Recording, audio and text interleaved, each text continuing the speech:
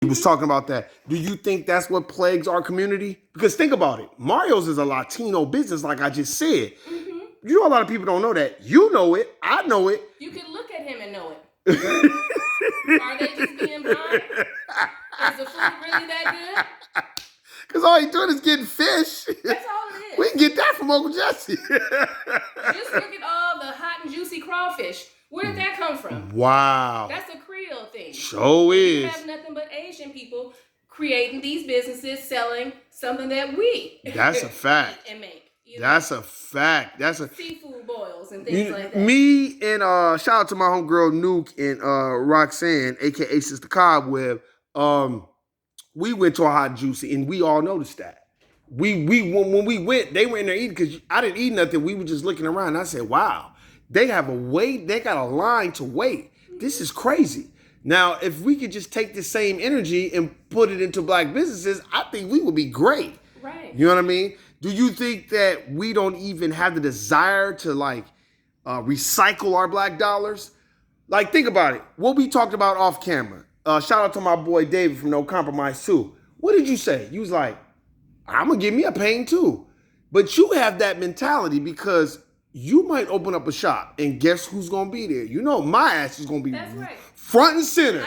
Hey, I'm at my cousin's shop, y'all. Y'all better come there and support, and you better pay too. Like, that's the type of person I am. Why is it that's not infectious? Why is it that it's only infectious if Mariah opens up, let's say Mariah opens up a beauty shop, and then Tariq Nasheed and Umar Johnson just happens to pub it. Now all of a sudden, oh, that's my cousin, and oh, that's this, and oh, that's that. Because you know they'll do that. Yes. You know that they'll pub your shit.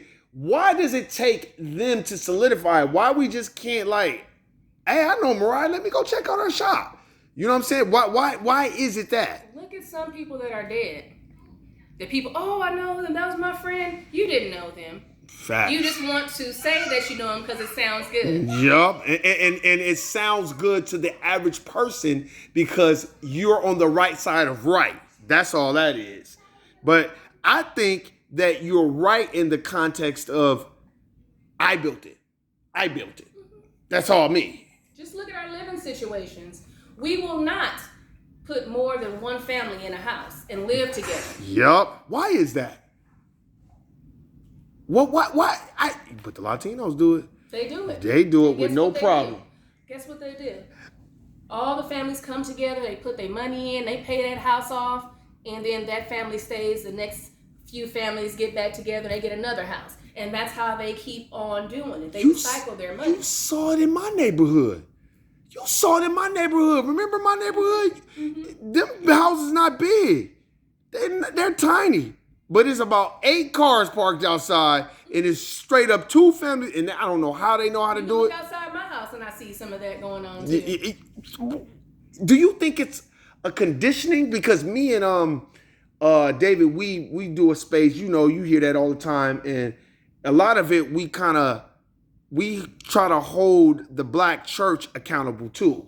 I'm not talking about black churches in the context of all black churches are messed up. I'm talking about in the context of we need to teach togetherness and entrepreneurialism and about why is it we can recycle black dollars when it comes to, to go to church? Like, we'll pay the tithes and we'll do all that. Yes. We'll put our rent money on the line. But then when it comes time to just supporting a black business, like you're an entrepreneur out there, but you got people talking about, can you call me when I get a customer? Man, what? You're not going to do that at a white person's shop. How many people do you know that have went to a club and spent $600 on a bottle of Hennessy? That's facts. Instead of going to get their LLC or their, sole proprietor business. How many people do that? They do it for status. They do it for, we got a VIP section. And then at the end of that night, you're broke. Yep. And you didn't accomplish anything. Nothing. You had a good time. Yeah. So you thought. Until it's time to pay the bills or some other real stuff happens. You haven't saved up any money. You haven't did the right things made the right investments.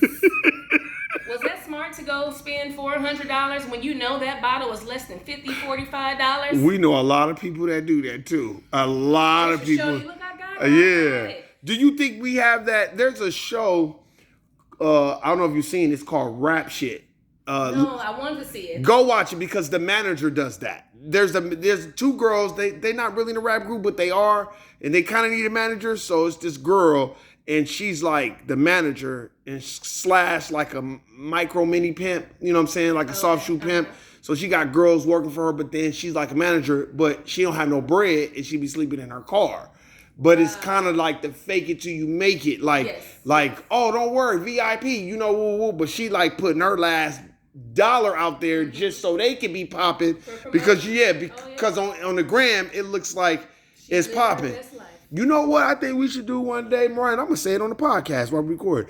I think one day, me, you, and our special guest, we should go to one of these real big illustrious neighborhoods and just stand outside there and do a podcast, and you know, I guarantee you people will be like, oh man, they balling. We should do it just as an experiment. I've been thinking about this forever. Like we need to find, I know we all know, we need to find somebody, I'm talking about with some real luxurious cars. I'm talking about, and I could just interview y'all. I guarantee you. Let's just do it as a test, like as a placebo, and put it on the gram. You can put it on your gram.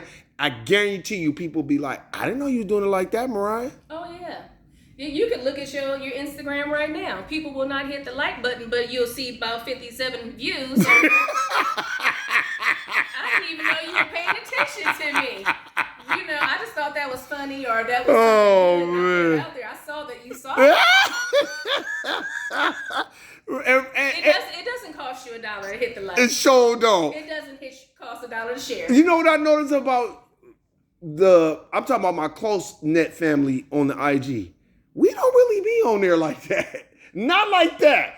I'll see you post something, and maybe I'll see Tasha post something, and then that's pretty much it. Y'all don't be like every 5 minutes, every stop. I don't post pictures of my food. Sure no. And I can cook good. No, I don't do that. I don't go touring around my house or my cars.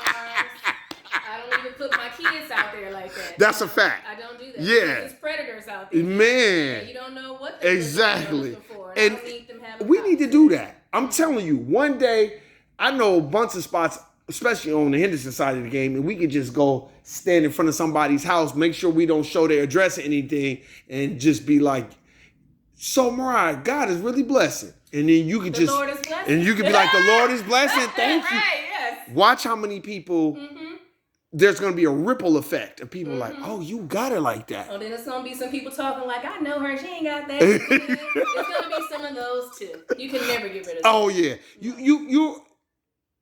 You have this experience to me, because see, you have the experience of both sides as far as you went to school, so you know what it is as a student, and then you became an entrepreneur. First, you worked for the major corporations, and then you became an entrepreneur, and then you saw that part. And then when you transitioned kind of out of that, do you feel like the profession that you're in now, because we don't need to speak to the exact what you do now, but do you feel like it's kind of like, whew, at least I'm at a situation where I don't have to be dealing with those type of rules. It's still deal with that kind of thing. Like, no, I'm not smelling decomposing bodies. I'm not dealing with bodies with a lot of diseases and stuff like that. People in a bad mood because their loved one died, or the circumstances as to why they died, or it's all kind of issues that come up in a mortuary that people don't even think of. That's a fact. And is your mental kind of like, I miss it because it was cool, but I don't miss all that headache. I don't miss the headache at all. Like, yes, I still am in it, but I'm not like immersed in it. No, I'm like not immersed in it. Absolutely not. Do you feel like, what would be your advice for a young Black sister coming up that might want to be in the embalming profession, mortuary science profession? Come talk to me. That's one. Come talk to me first. Oh, my homegirl want to talk to you too. Shout out to my homegirl Nuke. I said, Please come and talk to me. Yeah, I sent her We the can thing. talk about all kinds of I stuff. told her, I said, hey, my cousin, as soon as she told me the business she was in, I was happy. We not haters. So I'm like, man, I'm happy for you. And then it clicked. Man, my cousin do that. Mm-hmm. She was doing that in the 90s. She like, wait, for real? I'm like, yeah. I'm like, you need to holler at my cousin. Really? Because she gonna really like open your eyes so you can know what you're getting into. There's a lot of things that are supposed to be confidential. You really can't even talk about. But if she's in the business, I don't see why we can't talk about those things. I think somebody's here. She here? Well, hey, that concludes it. That concludes our podcast. Appreciate it. Amen. And we out. Peace.